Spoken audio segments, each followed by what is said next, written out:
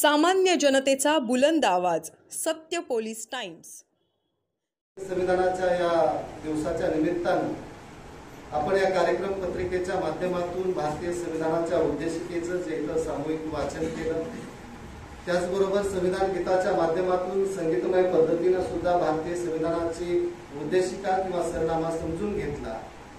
परंतु या सरनाम्याची किंवा या उद्देशिकेची जी काही पार्श्वभूमी आहे, त्यामधला जो काही आशय आहे, त्यामध्ये शब्दांचा जो काही गर्भित अर्थ आहे, त्याच्यामधून आपल्याला जी काही वचनबद्धता प्राप्त झालेली आहे, त्याच्यामधून आपल्या जीवनाचे जी काही उद्दिष्ट स्वप्न आपल्यापर्यंत पोहोचलेली आहे, त्याची एक मांडणी आपल्या जीवनामध्ये उतरावी, या माध्यमातून, या व्याख्यानाच्या माध्यमातून तो माझा प्रयत्न असेल.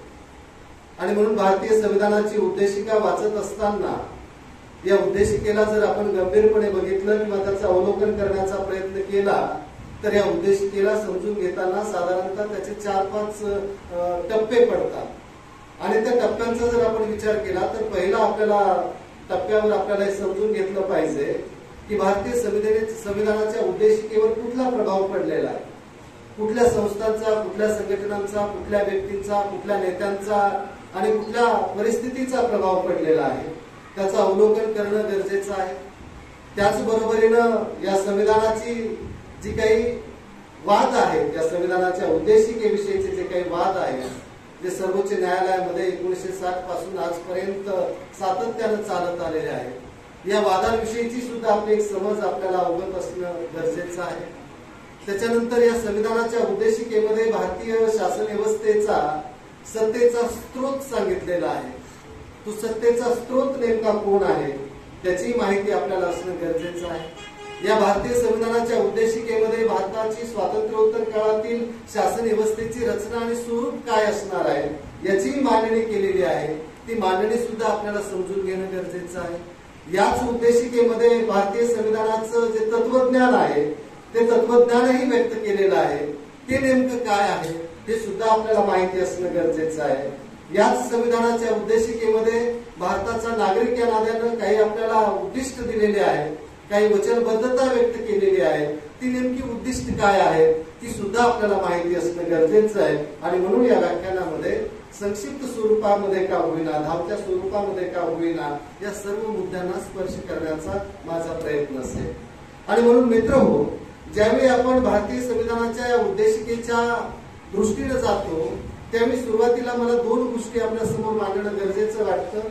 या विषयाची प्रस्तुतता आपल्या समोर ठेवताना पहिला मुद्दा आपल्या समोर असं मांडणं आवश्यक वाटतं की भारतीय समाजाची अशी एक खोड आहे, भारतीय समाजाची अशी एक सवय आहे की ज्याचा आपण उपभोग घेतो, ज्याचा आपण वापर करतो, त्याच्याविषयीचं ज्ञान, त्याच्याविषयीची समज, त्याच्या बरोबरीनं असणाऱ्या ज्या काही आवश्यक बाबी आहेत, त्याचं मात्र आपण अवलोकन करत नाही. आणि म्हणूनच भारतामध्ये ज्या पद्धतीनं सायबर क्राईम वाढलेला आहे, त्या पद्धतीचं सायबर क्राईम इतर पाश्चात्य युरोपियन देशांमध्ये किंवा इतर विकसित देशांमध्ये त्या झपाट्यानं आपल्याला निर्माण झालेलं दिसत नाही. याचं कारण असं आहे की विज्ञानानं आपल्याला जे काही तंत्रज्ञान दिलं, विज्ञानानं आपल्याला जी काही सृष्टी दिली, ती आपण स्वीकारली, परंतु त्याची दृष्टी आपण स्वीकारलेली नाही. आणि म्हणून मोबाईल आपण आपल्या हातामध्ये घेतला, परंतु मोबाईलची जी काही संस्कृती आहे, ती संस्कृती मात्र आपण अवगत केलेली नाही. आणि म्हणून मोबाईलवर कसं बोलावं, कुठे बोलावं, काय बोलावं, याचं साधं जे काही मॅनर्स असतात, ते साधे मॅनर्स सुद्धा आपल्याला आढळत नाही. म्हणजे फोनची रिंग, समजा तुम्ही चौघांमध्ये बसलात आणि मग आपण हळूच उठून जरा बाजूला जातो, बाजूला जाऊन आपल्याला अशी अपेक्षा असते की त्याला काहीतरी प्रायव्हेट बोलायचं आहे, परंतु तिथं जाऊन तो एवढ्या मोठ्यानं बोलत असतो की सर्व गावाला ऐकू जाईल. म्हणजे मोबाईल घेऊन तिकडे जाण्याचा काय त्याने फरक पडणार होता. किंवा तुमच्या ऑफिस मीटिंग मध्ये तुम्ही बसलेले आहात, त्यावेळी सायलेंट मोबाईल ठेवणं किंवा ते एअर मोडवर ठेवणं हा एक साधा मॅनर्स असतो. परंतु मीटिंग मध्ये सुद्धा आपले मोबाईल ऑन असतील, कार्यक्रमांमध्ये ते ऑन असतील. तर या पद्धतीची जी संस्कृती आहे, ती या पद्धतीची संस्कृती मोबाईल वापरामध्ये नाही. आणि म्हणून आजची तरुणाई ज्या ज्ञानाच्या भंडारामध्ये या मोबाईलच्या माध्यमातून प्रवेश करू शकते, ते करण्याच्या ऐवजी आज अशी परिस्थिती आहे की मनोरंजनाने त्यांचा मेंदू थकतोय. दिवसभर वेगवेगळ्या पद्धतीच्या मनोरंजनाच्या ज्या ज्या गोष्टी आपण बघतो आहोत, त्याच्यातून अक्षरशः मेंदू थकतोय आणि जी सृजनशीलता आहे आपल्या मेंदूची, ती कुठेतरी मारली जाते. आणि म्हणून आपण ज्या भारतीय संविधानाचा संविधान दिवस साजरा करतोय, ज्या भारतीय संविधानाचा अंमल या देशामध्ये होऊन 70 वर्षापेक्षा अधिक कालखंड पूर्ण झालेला आहे, त्या संविधानातल्या कलम 1 ते 395 मध्ये किती कलम आपल्याला माहिती आहे? याच्यातल्या किती कलमांचा आपण आपल्या दैनंदिन जीवनामध्ये वापर करतो? याच्यातल्या किती कलमांचा आपण समाज जीवनामध्ये त्याचं कार्यान्वयन व्हावं म्हणून प्रयत्न करतो? याच्यातल्या कुठल्या कलमांवर आपल्या कुटुंबामध्ये कुठला वडील एखाद्या मुलाबरोबर चर्चा करतो का? कुठल्या भावाभावांमध्ये लोकशाहीविषयी, बंधुत्वाविषयी, समतेविषयी, स्वातंत्र्याविषयी चर्चा होते का?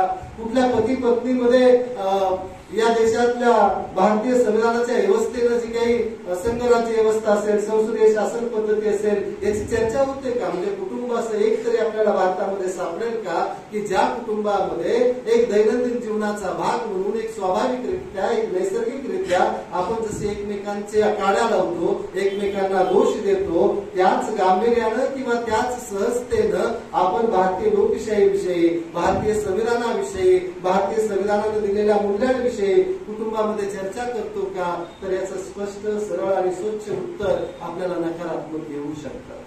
आणि म्हणून भारतीय संविधानाचं हे अवलोकन करत असताना आपण एक बाब समजून घेतली पाहिजे की भारतीय संविधानानं केवळ राजकीय व्यवस्था आपल्याला दिलेली नाही, तर आपल्याला एक जीवनदृष्टी दिलेली आहे. आणि ही जीवनदृष्टी जोपर्यंत या भारतीय नागरिकांच्या डोळ्यामध्ये आपल्याला दिसत नाही, जाणवत नाही, उतरत नाही, तोपर्यंत भारतीय संविधानाचा जो काही आशय आहे तो सजीव होऊ शकत नाही.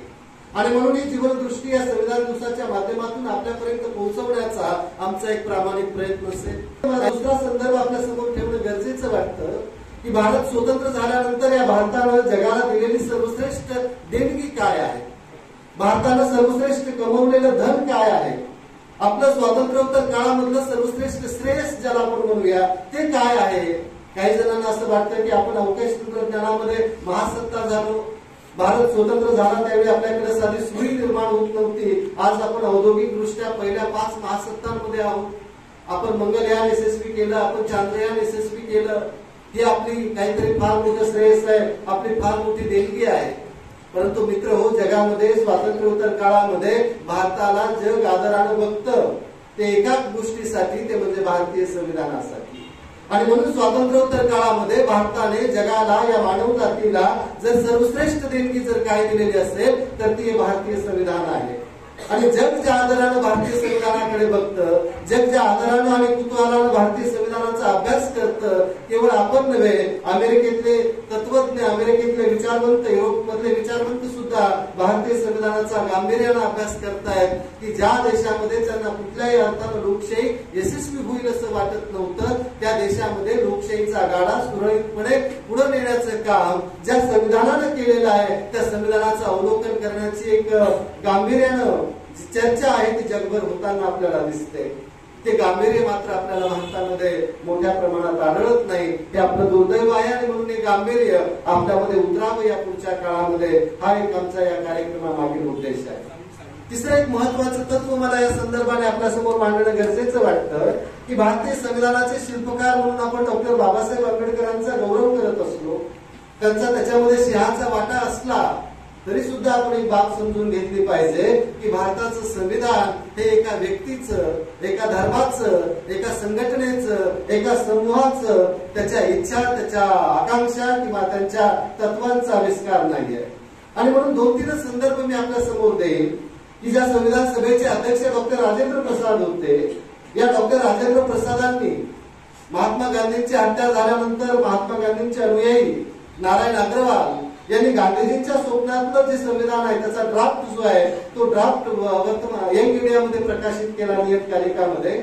तो डॉक्टर राजेंद्र प्रसाद यांच्या वाचनामध्ये आला आणि त्यांना असं वाटलं की ज्या राष्ट्रपित्याने आपलं संपूर्ण जीवन या देशासाठी, या स्वातंत्र्य मिळवण्यासाठी समर्पित केलं, त्याच्या स्वप्नातलं जे संविधान आहे त्याच्यातल्या काही तत्वांना आपण भारतीय संविधानामध्ये अंतर्भूत केलं पाहिजे. आणि त्यावेळेस संविधानाच्या मसुद्याचं, त्याचा मसुदा तयार करण्याचं काम बॅरिस्टर बी.एन. राव यांच्याकडे होतं. बी.एन. राव यांना पत्र लिहिलं संविधान सभेचे अध्यक्ष असणारे डॉक्टर राजेंद्र प्रसाद यांनी की महात्मा गांधींच्या स्वप्नामधली ग्राम स्वराज्याची संकल्पना आपण संविधानामध्ये अंतर्भूत करावी अशी माझी मनापासून इच्छा आहे. ही गांधीजींना वाहिलेली आपण सर्वश्रेष्ठ श्रद्धांजली होऊ शकेल. विचार करा, संविधान सभेचे अध्यक्षपद राजेंद्र प्रसादांकडे होतं. BN राव यांची नेमणूक त्यांनी स्वतः केलेली होती. त्यांनी पत्र लिहून त्यांना तसं सुचवलं होतं, परंतु BN राव यांनी राजेंद्र प्रसादांना स्पष्ट शब्दामध्ये असं सांगितलं की महोदय, आपण जी काही इच्छा व्यक्त केलेली आहे ती इच्छा मला संयुक्तिक वाटत नाही. या देशाला जवळजवळ 100 वर्षाचा संसदीय शासन पद्धतीचा अनुभव आलेला आहे. आपण संसदीय शासन पद्धतीचं प्रतिमान स्वीकारलेलं आहे आणि आपण आता ग्राम स्वराज्याकडे जाणं म्हणजे देशाला 100 वर्ष मागे नेण्यासारखं आहे. तर मी आपली ही इच्छा या संविधानाच्या मसुद्यामध्ये अंतर्भूत करायला स्पष्ट आपल्याला नकार कळवतो आहे. दुसरं एक उदाहरण मी तुम्हाला देईन. ज्या महात्मा गांधींना आपण राष्ट्रपिता संबोधतो, त्या महात्मा गांधींची अशी तीव्र इच्छा होती. त्यांनी मसुदा ज्या वेगवेगळ्या समित्या निर्माण झालेल्या होत्या त्याच्यातली ध्वज संहिता तयार करणारी एक ध्वज समिती होती, ज्याच्यामध्ये डॉक्टर बाबासाहेब आंबेडकर होते. त्यांना पत्र लिहून त्यांनी असं सांगितलं की भारताच्या स्वातंत्र्य चळवळीचं प्रतीक म्हणून चरख्याला प्रतिष्ठा प्राप्त झालेली आहे, त्याचा एक सन्मान आहे आणि स्वातंत्र्योत्तर काळामध्ये तो सन्मान अबाधित राहावा. या देशाच्या ध्वजावर तो जो चरखा आहे तो मध्यभागी असावा. त्यावेळी या ध्वज संहितेनं महात्मा गांधींना सुद्धा स्पष्टपणे सांगितलं की आपण अशोक चक्र जे जगामध्ये मान्यता प्राप्त झालेलं आहे, जगामध्ये ज्याला एक ओळख आहे, ते अशोक चक्र आपण या देशाच्या ज्या राष्ट्रध्वजावर स्वीकारलेला आहे. चरखा आपण आता मागे ठेवतो आहोत. म्हणजे राष्ट्रपिता असणाऱ्या गांधीजींची सुद्धा इच्छा त्या संविधान सभेनं मान्य केली नव्हती. या देशातल्या बहुसंख्याक हिंदुत्ववादी जो गट होता, बॅरिस्टर सावरकर असतील किंवा पंडित मदन मोहन मालवीय असतील, यांनी संविधान सभेमध्ये अशी मागणी केली की पाकिस्तानची राज्यघटना तयार होईपर्यंत या देशातल्या अल्पसंख्याकांना कुठल्याही प्रकारचे मूलभूत अधिकार आपण देता कामा नयेत. आपण थोडासा वेळ घेऊया, थोडीशी वाट बघूया.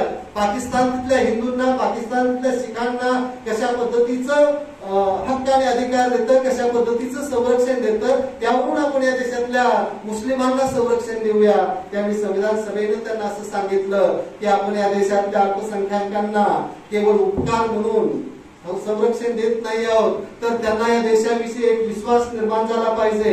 ते या देशाच्या मुख्य प्रवाहामध्ये आले पाहिजेत आणि त्यांच्यामध्ये कुठल्याही पद्धतीचा स्वातंत्र्योत्तर काळामध्ये भयगंत राहता कामा नये. म्हणून आपण त्यांना या घटनात्मक संरक्षण देतोय, जे भारतीय संविधानाच्या मूलभूत गाभ्यामध्ये 3ऱ्या भागामध्ये अंतर्भूत झालेले आहे. आता आपल्याला असं वाटेल की डॉक्टर बाबासाहेब आंबेडकरांचे सर्व विचार या संविधानामध्ये आले का? बाबासाहेबांनी स्वतःच संविधानाचं एक प्रारूप तयार केलेलं होतं. संविधान सभेची एक मसुदा समिती बरोबरीनं मूलभूत अधिकारांची एक समिती होती. या मूलभूत अधिकारांच्या समितीकडे त्यांनी तो लखोटा दिला आणि त्यांनी त्या स्टेट अँड मायनॉरिटी या पुस्तकामध्ये तो त्यांनी प्रकाशित केलेला आहे. त्यामध्ये त्यांनी असं सांगितलं होतं की स्वातंत्र्योत्तर काळामध्ये आपल्याला कल्याणकारी राज्य निर्माण करायचं असेल तर आपल्याला या देशामध्ये अर्थव्यवस्थेला संविधानात्मक दर्जा द्यावा लागेल आणि त्याच्यासाठी त्यांनी 3 गोष्टींचा आग्रह धरला होता. एक म्हणजे संपूर्ण शेतीचं राष्ट्रीयकरण करा, खाजगी मालकीची शेती असता कामा नये. दुसरं म्हणजे संपूर्ण उद्योगधंद्यांचं खाजगीकरण करा, कुणाच्याही खाजगी मालकीचा उद्योग असता कामा नये आणि या देशातल्या प्रत्येक नागरिकाला मूलभूत गरजांची हमी द्या. या 3 गोष्टींना संविधानात्मक दर्जा द्या. त्या संसदेच्या सदस्य विवेकावर विसंबून ठेवू नका. परंतु डॉक्टर बाबासाहेब आंबेडकरांची ही मागणी संविधान सभेनं स्वीकारली नाही. मला सांगायचं इथं एवढंच आहे की भारतीय संविधान सभेनं जो काही संविधानाचा मसुदा तयार केलेला आहे तो त्या काळातल्या भारतीय समाजाच्या सदस्य विवेकाचा आवाज आहे. तो त्या काळातल्या आदर्शांचा आणि व्यवहाराचा एक सुरेख संगम साधलेला आहे. केवळ आदर्शवादी संविधान झालेलं नाही आहे आणि केवळ व्यावहारिक बाजूवर त्याला मांडलं गेलेलं नाही आहे. आणि म्हणून हा भारतीय वारसा ज्याला आपण म्हणतो, या भारतीय वारशाचा तो आविष्कार आहे. आणि हा वारसा जर आपल्याला माहिती नसेल या देशाचा नागरिक या नात्यानं, आपल्याला कॅटरीना कैफ कधी बाळंतीण होणार आहे याची तारीख माहिती नसते आहे, परंतु आपल्याला जर भारतीय संविधानाचा हा वारसा अवगत नसेल तर याच्यासारखं दुर्दैव, याच्यासारखे करंटे आपल्यासारखे कोणी असणार नाही आहे.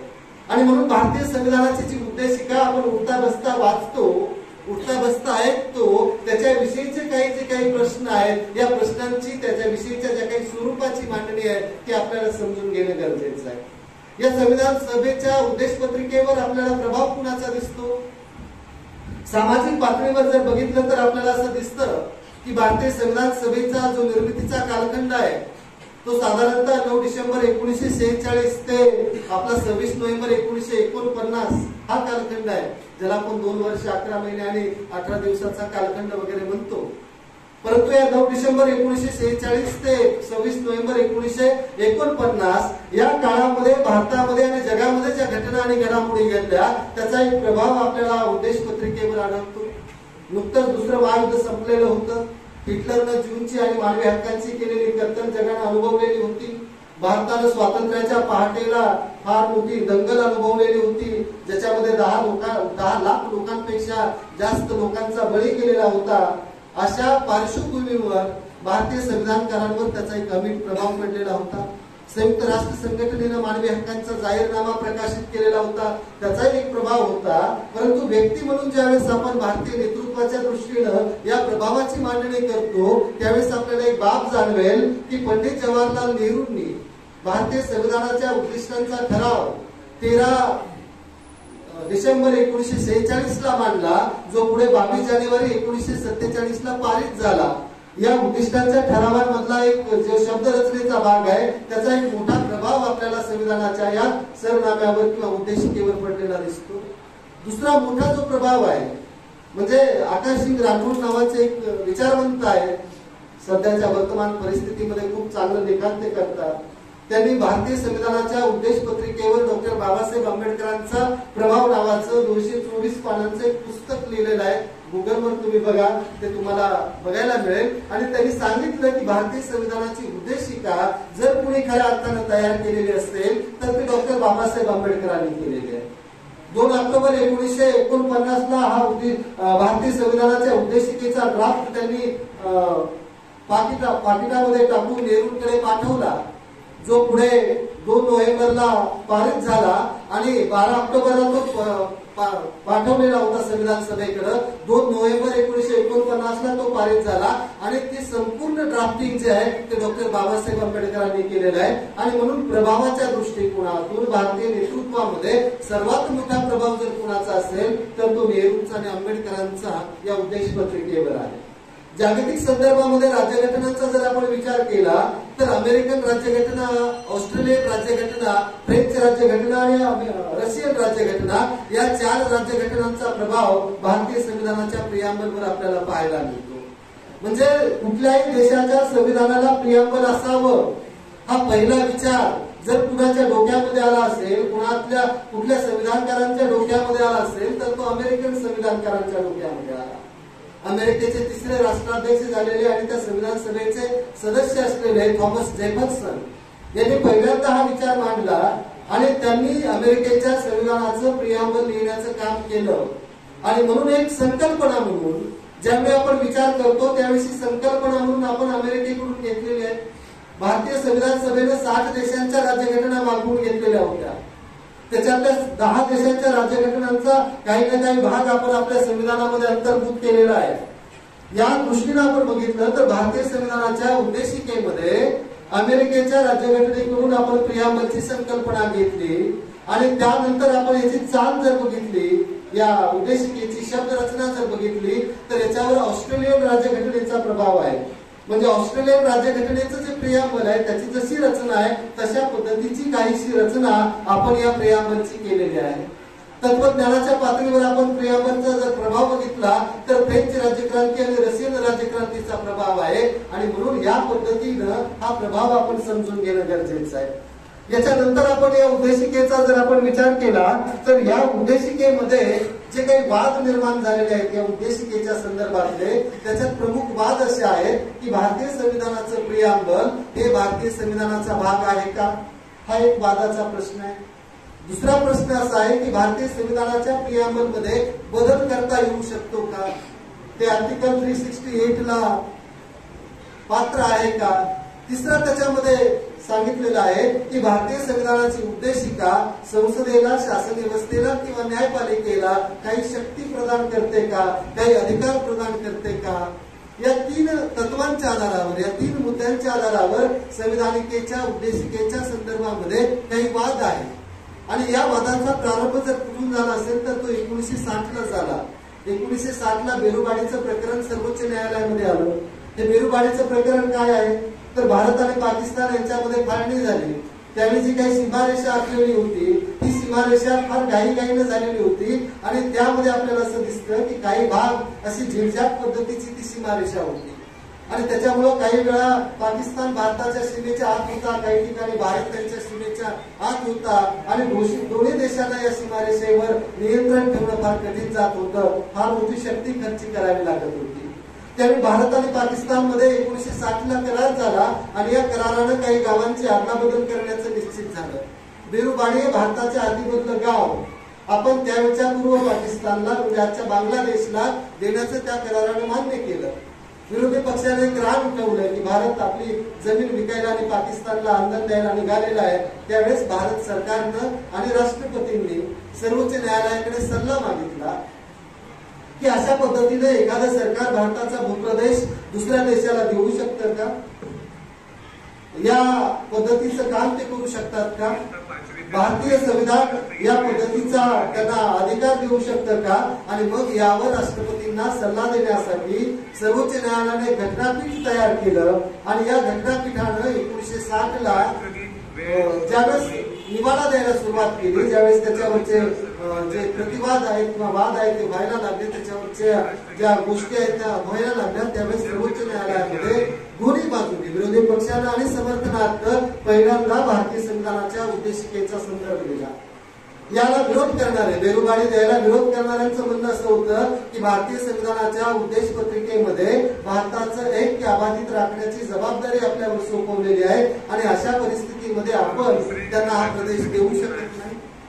समर्थन करणाऱ्या सरकारचं असं म्हणणं होतं की याच उद्देश पत्रिकेमध्ये सार्वभौमत्व हा शब्द आहे आणि आपण हे जे काही सार्वभौमत्व आहे त्याच्यामुळे लोकनिर्वाचित सरकार काहीही करू शकतं, एखाद्या कराराच्या माध्यमातून एखादा भूप्रदेश आपल्या देशाला जोडूही शकतं आणि आपला भूप्रदेश त्यांना देऊही शकतं। यावर निर्णय देताना 5 न्यायाधीशांच्या खंडपीठानं असा निर्णय दिला की त्यावेळी असं निरीक्षण नोंदवलं की भारतीय संविधानाची उद्देश पत्रिका याच्या संदर्भाची जी 2 निरीक्षण आहेत ते आपल्या समोर मांडणं मला गरजेचं वाटतं।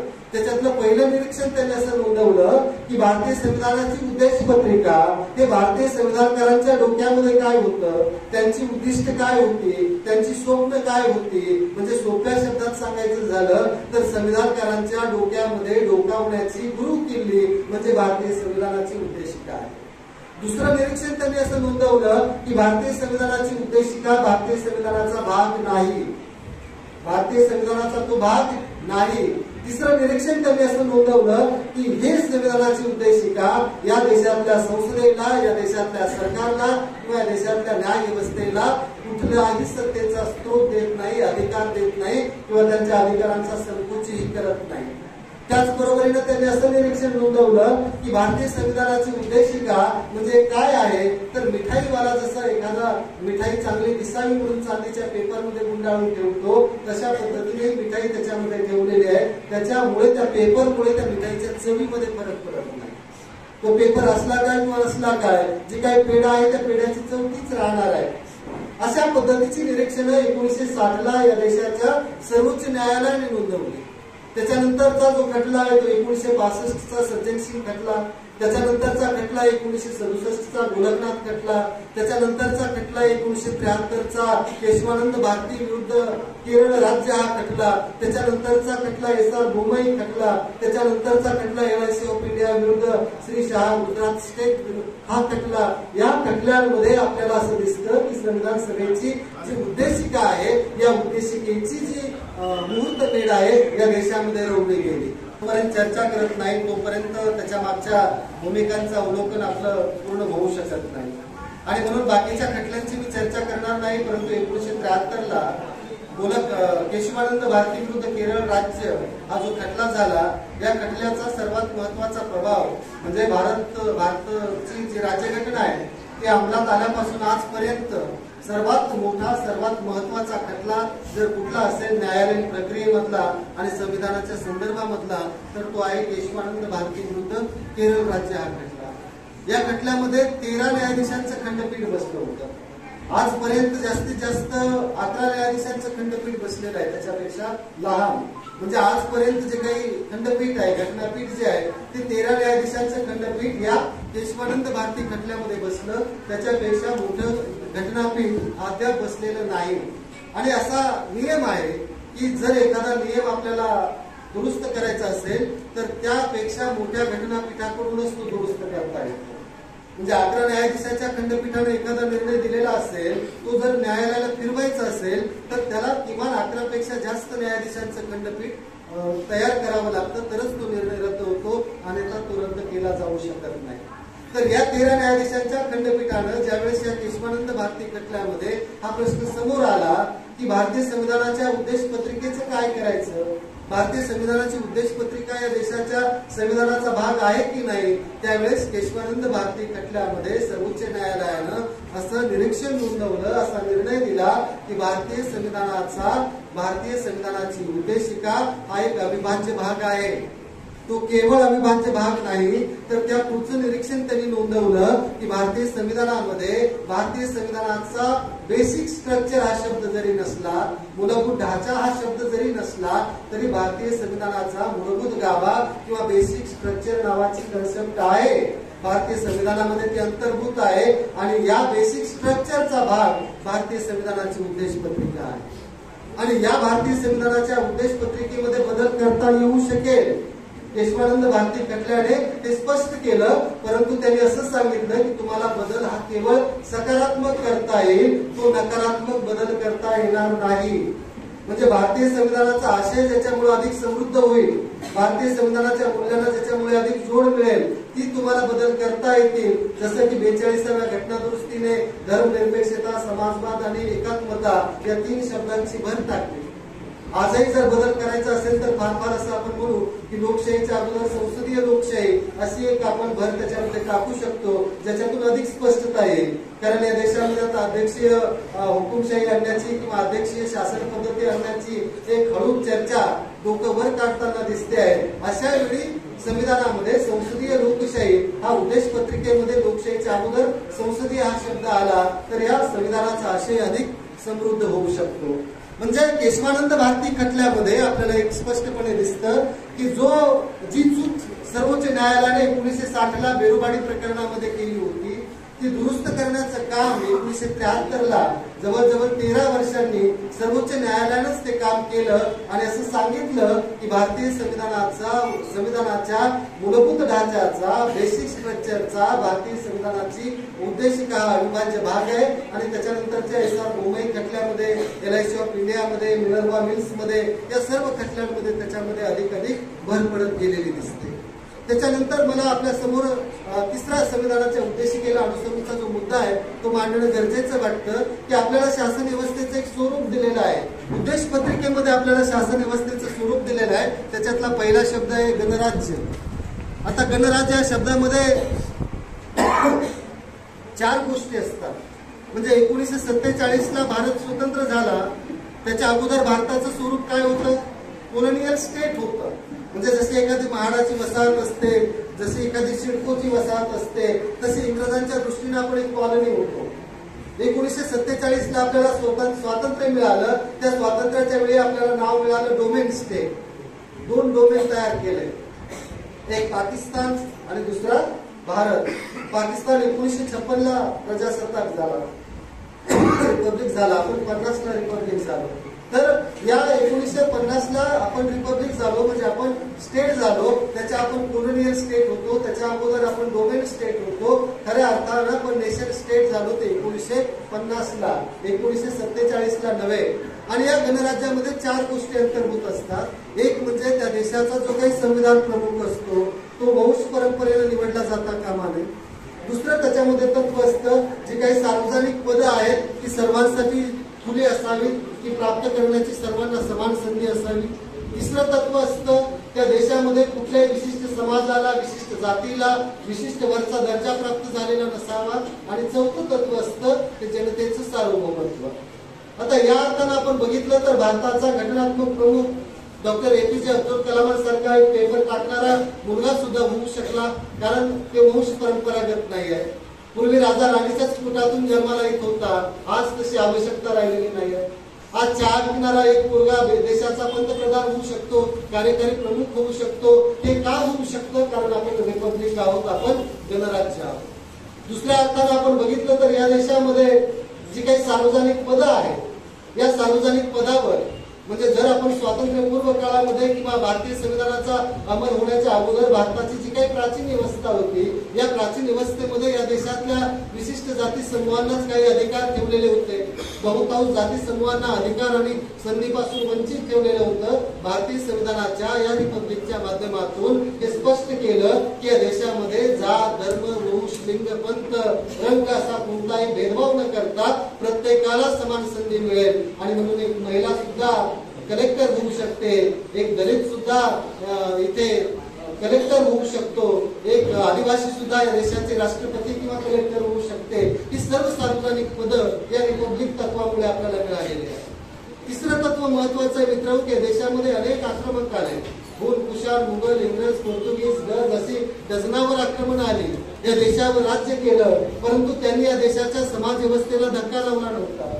या देशाची जी काही जातींची उतरंड होती, जी काही वर्ण व्यवस्थेची उतरंड होती, त्याला धक्का लावलेला नव्हता। आणि म्हणून या समाज व्यवस्थेमध्ये एका विशिष्ट जातीला एक सार्वभौम स्वरूपाचा अधिकार मिळालेला होता, एक प्रतिष्ठा प्राप्त झालेली होती, एक आयडॉलचं स्वरूप आलेलं होतं। भारतीय संविधानाच्या 14व्या कलमानं कायद्यासमोरची समानता आणली आणि या कायद्यासमोरच्या समानतेनं हे जे काही सार्वभौमत्व विशिष्ट जाती समूहाला प्राप्त झालेलं होतं ते नष्ट केलं, त्याला सुरुंग लावला आणि सांगितलं की या देशातल्या प्रत्येक जाती समुदाय हा एका स्तरावरचा आहे, प्रत्येक व्यक्तीचं प्रतिष्ठा ही समान आहे। आणि म्हणून हे जे काही रिपब्लिक आहे ते या माध्यमातून आपल्याला समान प्रतिष्ठा प्राप्त झाली।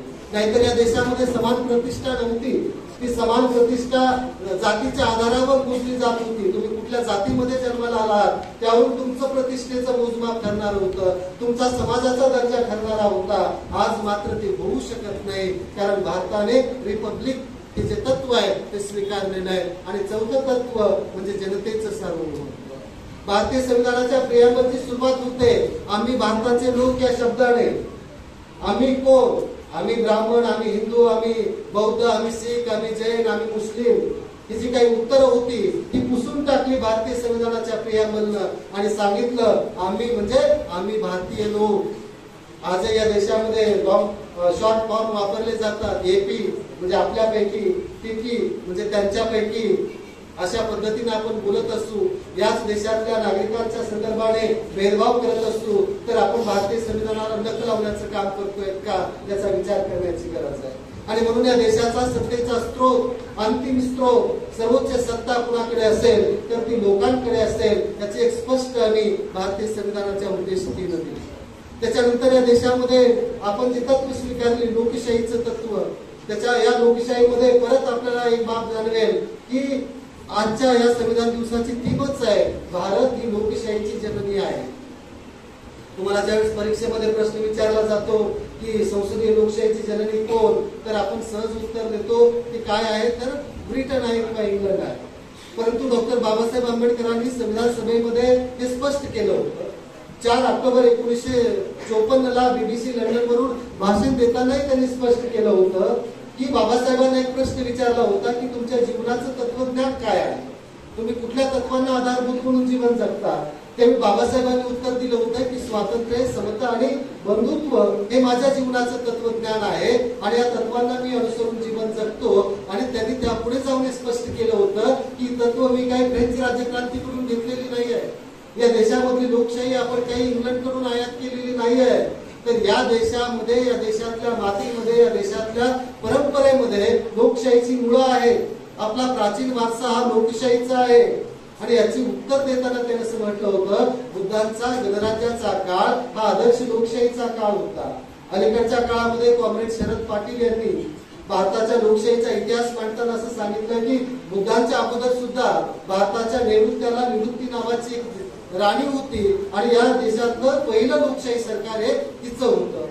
केरळमध्ये एक विचित्र लोकशाही होती, दर 3 वर्षांना लोकशाहीतून एक राजा निवडला जायचा आणि 3 वर्ष झाली त्याची की त्याला वाजत गाजत मिरवणूक काढून गावातल्या त्या राजधानीच्या चौकात आणलं जायचं आणि तिथं एक माणूस यायचा आणि त्याचं मुंडकं छाटायचा आणि ते छाटलेलं मुंडकं पब्लिक मध्ये फेकलं जायचं, तो ज्याच्या हातामध्ये पडेल तो पुढचा राजा व्हायचा। अशा पद्धतीची केरळमध्ये लोकशाही होती, म्हणजे आपण तशा भेंड्या खेळतो वगैरे, परंतु त्यालाही माहित होतं ज्याच्या हातामध्ये मुंडकं पडलेलं आहे, ज्याचा राज्याभिषेक झालेला आहे, पुढच्या 3 वर्षांना आपलं हे होणार आहे. म्हणजे अशा पद्धतीचे लोकशाहीचे संदर्भ भारताच्या इतिहासामध्ये अलीकडच्या 60-70 वर्षातले नाही आहे, तर मागच्या 5-6 हजार वर्षापूर्वीचे संदर्भ आहेत. आणि म्हणून बाबासाहेबांनी असं म्हटलं होतं की लोकशाहीची जननी जर खऱ्या अर्थानं कोण असेल तर तो भारत आहे. आपण आयात केलेली नाही आहे, या मातीचा तो गुण आहे. सहिष्णुता जे तत्व या लोकशाहीसाठी आवश्यक असतं, ती सहिष्णुता भारतीय समाजपणाचा भाग आहे.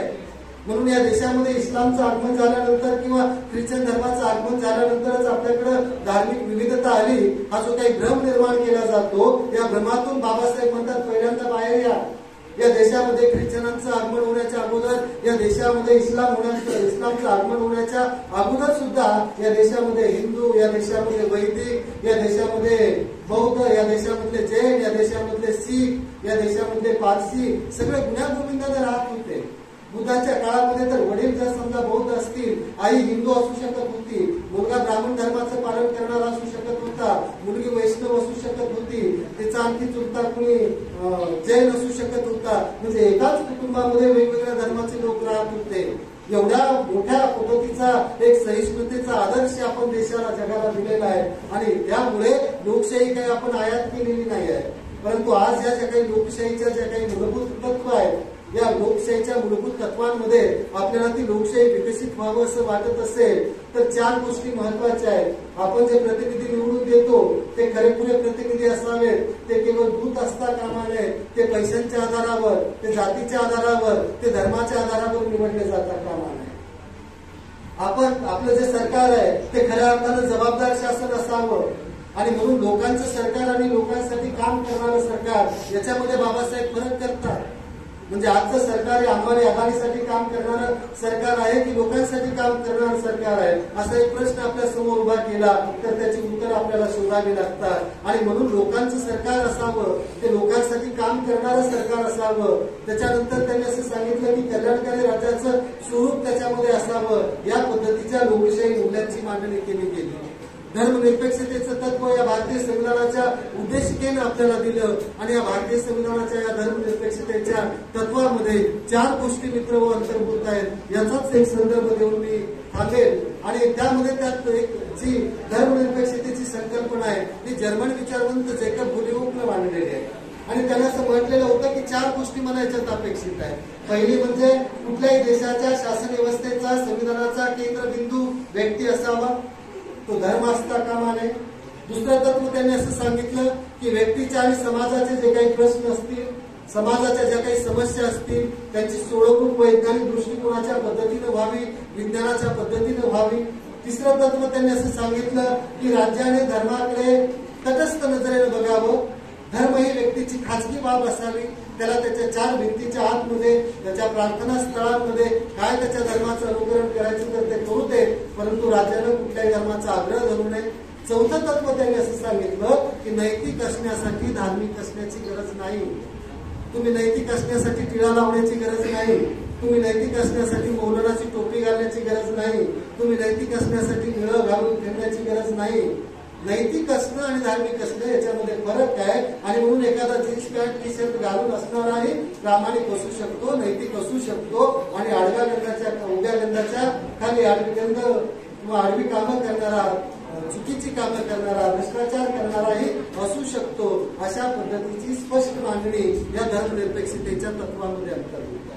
आणि म्हणून भारतीय संविधानानं स्वातंत्र्याचं, समतेचं आणि बंधुत्वाचं जे तत्व आपल्याला दिलं त्यामधलं सर्वात महत्वाचा एक मूलभूत गाभा तेवढा सांगतो आणि आपली मी रजा घेईल. बाकी बरेचसे मुद्दे आहेत परंतु आता वेळेच्या अभावी आपण त्याकडे जायला नको. आपल्याला जे स्वातंत्र्य मिळालेलं आहे या स्वातंत्र्याचा उपभोग घेत असताना एक गोष्ट आपण लक्षात घेतली पाहिजे मित्र की आपल्याला नकाराचं स्वातंत्र्य त्याच्यामधलं सर्वात महत्वाचं स्वातंत्र्य आहे. कुठल्याही देशामध्ये जर एखाद्या व्यक्तीला नकाराचं स्वातंत्र्य नसेल, म्हणजे तुम्हाला विवाह करण्याचं स्वातंत्र्य दिलेलं आहे परंतु मी सांगेन त्याच मुलासोबत तुम्ही लग्न केलं पाहिजे, याचा अर्थ तुमचं विवाहाचं स्वातंत्र्य नाही आहे. तुम्हाला मोबाईल दिलेला आहे, परंतु मी सांगेल त्याच वेबसाईट बघितल्या पाहिजेत आणि नवरा बायकोला मोबाईल घेऊन देतो आणि रात्री हळूच बघतो या कुणाकुणाचे कॉल आले होते, तुम्ही काय काय मेसेज केले होते, याचा अर्थ तिला मोबाईल वापरण्याचं स्वातंत्र्य नाही आहे. नकाराचं स्वातंत्र्य हा एक महत्वाचा गाभा असतो आणि म्हणून ज्यावेळेस निग्रोंना 1950 ला अमेरिकन राज्यघटनेने स्वातंत्र्य दिलं, मुक्त केलं गुलामगिरीमधून, आणि त्यावेळेस निग्रो कारखान्यांमधून रस्त्यावर आला, खाणींमधून रस्त्यावर आला, शेतांमधून रस्त्यावर आला आणि आकाशाकडे हात उभारून गाऊ लागला, ओरडू लागला, हे निग्रोंनो, हे गुलामांनो, आता काम करणं बंद करा, कारण तुम्ही स्वतंत्र झाले आहात. हे कोंबड्यांनो, तुम्ही आता अंडी देणं बंद करा, कारण तुम्ही स्वतंत्र झालेले आहात. हे गायांनो, तुम्ही दूध देणं बंद करा, कारण तुम्ही स्वतंत्र झालेले आहात.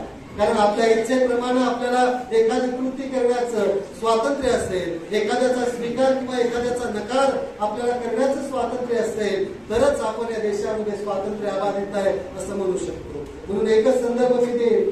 मागच्या 7-8 वर्षापूर्वी वर्ल्ड कप चालू होता फुटबॉलचा, आणि या फुटबॉलच्या वर्ल्ड कप मध्ये एक प्रथा अशी असते की ज्यावेळेस दोन्ही संघांचा सामना असतो त्यावेळी त्या दोन्ही संघांचं राष्ट्रगान वाजवलं जातं आणि त्या राष्ट्रगानाच्या सन्मानार्थ त्या देशाचे खेळाडू, स्टेडियम मधले जे काही प्रेक्षक आहेत ते सन्मानार्थ उभे राहतात. अमेरिका आणि इराणचा सामना होता, अमेरिकेचं राष्ट्रगान वाजवलं जात होतं आणि अमेरिकेच्या संघामधला एक निग्रो खेळाडू फुटबॉल घेऊन बाजूला बसला होता, तो राष्ट्रगानाच्या सन्मानार्थ उभा राहिला. हे संबंध जगानं बघितलं. त्याने ट्विट करून त्याची भूमिका स्पष्ट केली की ज्या देशाला या देशातल्या निग्रोंच्या समस्या प्रश्न कळत नाही, त्या देशाच्या राष्ट्रगानाच्या सन्मानात तुम्ही उभं राहणार नाही, असं त्याने ट्विट करून त्याची भूमिका स्पष्ट केली. त्यावेळेस अमेरिकन राष्ट्राध्यक्ष पदाची निवडणूक नुकतीच झाली होती. डोनाल्ड ट्रम्प निवडून आलेले होते, परंतु त्यांनी अजून शपथ घेतलेली नव्हती. ही बातमी त्यांच्यापर्यंत ज्यावेळी कळाली त्यावेळेस त्यांनी अशी प्रतिक्रिया दिली की काय भयंकर माणूस आहे हा, याला या देशामध्ये राहण्याचा अधिकार नाही, त्यानं दुसरा देश शोधावा, दुसरी भूमी शोधावी. ही बातमी ज्यावेळेस बराक ओबामांकडे गेली, ज्यांची टर्म संपत आलेली होती, काही दिवसच ते अध्यक्षपदावर राहणार होते, आणि त्यांनी असं सांगितलं की या माणसानं आपलं एका दुर्लक्षित प्रश्नाकडे लक्ष वेधलेलं आहे, त्यानं त्याचा केवळ संविधानिक अधिकार तेवढा बजावलेला आहे, आपण त्याचा सन्मान केला पाहिजे. म्हणजे विचार करा की त्याच अमेरिकन राज्यघटनेची शपथ घेऊन सत्तेवर येणारा डोनाल्ड ट्रम्प आणि त्याच अमेरिकन राज्यघटनेची शपथ घेऊन सत्तेवर येणारा बराक ओबामा राज्यघटनेतल्या मूल्यांचा अर्थ कसा लावतात, त्याला प्रतिसाद कसा देतात, हे याच्यावर सर्व डिपेंड असतं. आणि म्हणून 1970-71च्या काळामध्ये दलित पॅंथर मधून निर्माण झालेला राजा राले 15 ऑगस्टला मुंबईमध्ये आझाद मैदानावर बोलत होता की हा तिरंगा तडफडतोय की फडफडतोय. तिरंग्याला आई म्हणून शिव्या देत होता. नामदेव ढसाळांसारखा कवी हे स्वातंत्र्य कुठल्या गाढवीचं नाव आहे असं म्हणून मोठ्यानं बोंब मारत होता. ही बातमी ज्यावेळेस इंदिरा गांधींना पोहोचली त्यावेळेस इंदिरा गांधींनी सुद्धा असं सांगितलं की ते त्यांच्या अभिव्यक्ती स्वातंत्र्याचा जो काही अधिकार आहे ते वापरताय. आपण मागच्या काही काळामध्ये जर बघितलं, धुकेपासूनचं स्वातंत्र्य, भयापासूनचं स्वातंत्र्य, भ्रष्टाचारापासूनचं स्वातंत्र्य मागणारा युवक, मागणारा तरुण आज राष्ट्रद्रोही समजला जातोय. त्याला कुठेतरी या देशाचा दुश्मन म्हणून प्रस्तुत केलं जात आहे. परंतु आपण एक गोष्ट लक्षात घेतली पाहिजे की या देशातल्या प्रत्येक नागरिकाला अभिव्यक्तीचं स्वातंत्र्य आहे, त्या प्रत्येक नागरिकाला नकाराचं आणि स्वीकाराचं स्वातंत्र्य आहे. हा विचार आपण या निमित्तानं घेऊन गेलो तरी ते पुरेसं आहे. त्याच्यावर खूप काही बोलण्यासारखं आहे. रात्री सुद्धा एक ऑनलाईन माझं व्याख्यान होतं आपल्या कुटुंबी युवा तळाच्या माध्यमातून मुंबईच्या मंडळानं आयोजित केलेलं. जवळजवळ 2-1 तास त्या चर्चा झाली.